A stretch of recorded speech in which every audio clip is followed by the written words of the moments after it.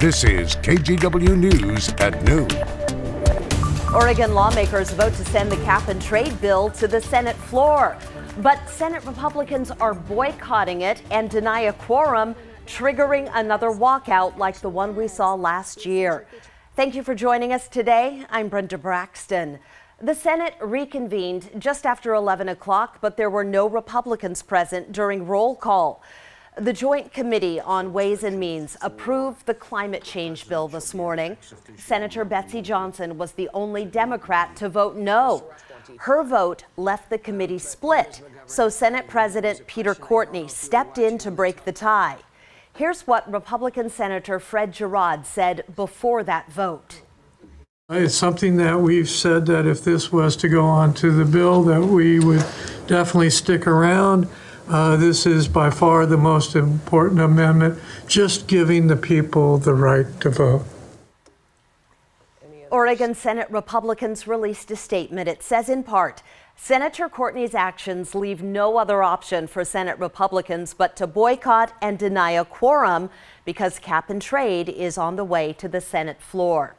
Now, Governor Kate Brown is holding a news conference on the Republican walkout this afternoon. We'll have more information on that tonight. We'll continue to follow this story and bring you updates both on air and online. Go to kgw.com or the News app. In New York City, jurors reached a verdict today in the Harvey Weinstein trial.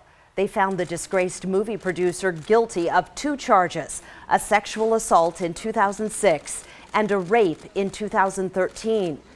Weinstein could spend up to 29 years in prison. He'll be sentenced on March 11th. In all, more than 80 women have accused Weinstein of sexual assault and harassment going back decades. The accusations helped spark the global Me Too movement. Well, jurors here in Portland found Jeremy Christian guilty of all the charges against him. Tomorrow they will reconvene for the sentencing phase. The verdict came down Friday afternoon. In May of 2017, Christian launched into a racist rant on a MAX train.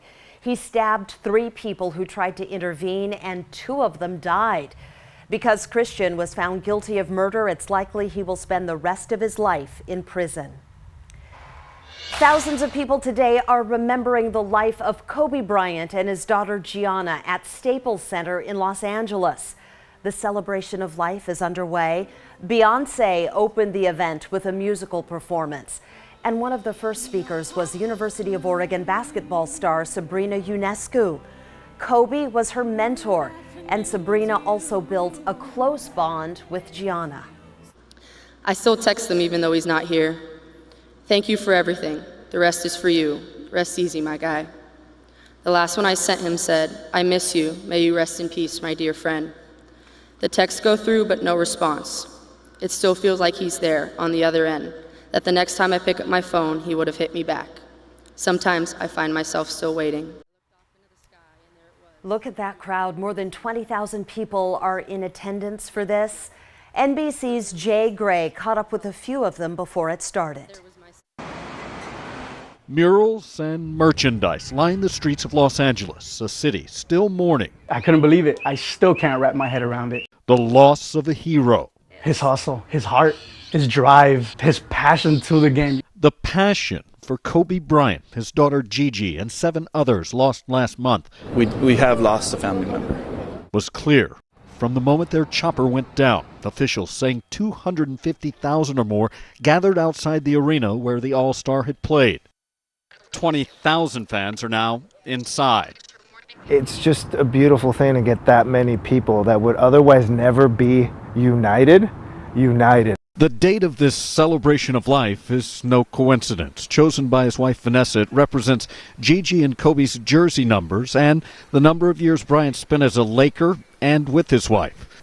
While for fans, the event is a chance to say one last goodbye. After everyone gets that closure in LA, I think it'll be more happiness in LA for him and his daughter. And 7 of their friends taken way too soon. Jay Gray, NBC News. Asian and European markets plunged today over new fears the coronavirus could affect the global economy. In northern Italy, several towns are on lockdown as authorities confirm more than 200 cases. In Iran, authorities say 2 more people died from the virus, raising the death toll there to 12. Despite the recent spread of the virus, experts say the outbreak has not reached the level of a pandemic. But the key message that should give all countries hope, courage, and confidence is that this virus can be contained. In the meantime, a third passenger who was on board the quarantined cruise ship in Japan has died. 14 Americans who tested positive for the virus were allowed to return to the U.S. last week. 2 of the passengers on that ship are from Forest Grove. Rebecca and Kent Frazier are still in Japan. Pat Doris had a chance to catch up with Rebecca. Yeah, vacation turned into nightmare. Yeah. It's not the way anyone would expect a fun vacation to end. Rebecca Frazier, who works in customer service for a health insurance company in Portland, and her husband Kent, who works at Intel, were having the time of their lives. And then the coronavirus somehow invaded their ship, the Diamond Princess. Before long, Rebecca tested positive, which landed her in a Tokyo hospital room.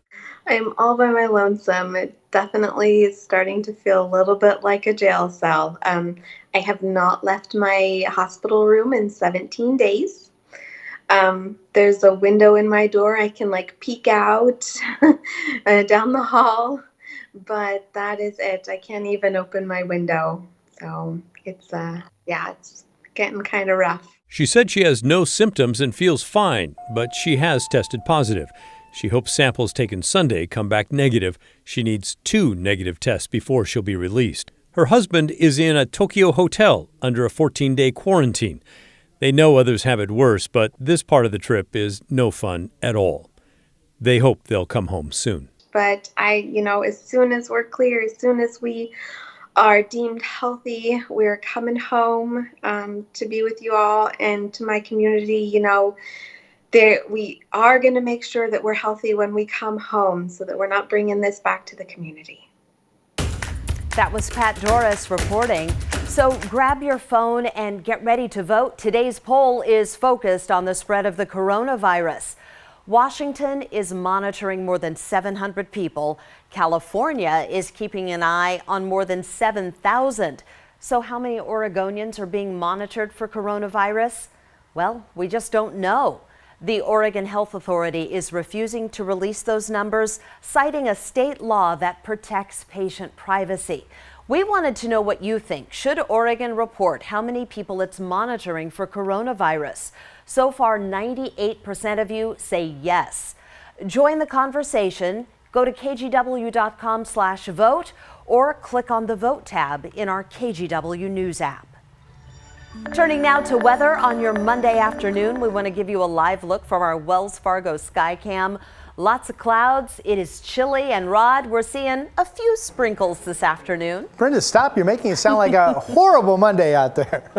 I will tell you, I was just chatting with Camera Jay behind the camera that so far today is kind of turning out to be the worst that it could be in terms of what we as forecasters are seeing. We've had some sun, but overall it's mostly cloudy, and rain showers have picked up. This is all light stuff over the Coast Range and some light showers near and to the north of downtown Portland right now. Earlier today, this was partly cloudy, but now it's overcast. The Stoller Family Vineyards Estate camera down in Dayton. Only 43. Brenda mentioned chilly conditions. 46 is our target temperature we had for noon today, but right now not much sunshine around the Portland area. And we'll keep this shower chance at least alive this afternoon. Still expecting some break in the cloud cover. High temperature 49 degrees or 50 at best. Warmer days are coming, Brenda. That's in my 7-day forecast. Sounds good. Thank you, Rod. A pioneering NASA mathematician who helped send Americans into space has died. Katherine Johnson did trajectory analysis for America's first flight carrying astronauts into space. She also solved computer equations by hand for John Glenn's first American orbital space flight. Johnson was one of 3 African-American women whose stories were featured in the book and movie Hidden Figures.